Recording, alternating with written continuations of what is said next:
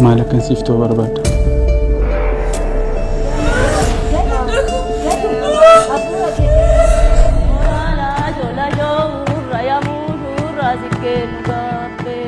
ilmako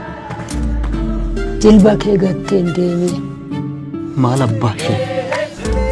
yamba ona madike shereko yamba arrabanose lole ko tumago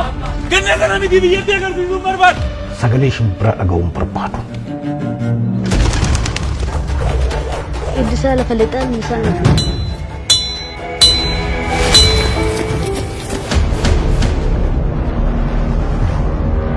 lootun takabbufaaf jawwee waliin murkii eegallaan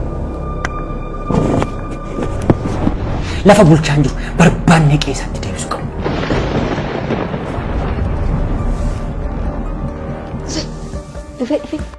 ani immoo maal asitti balleessine miilla koo irratti kufee dhiifaman gaafatu taana baraaf furgugee gad jedhanii dabarsuun maal dargaggeessoo sirratti ol ajjeesee jedhanii meedaa fi heerumii nu boqochiisime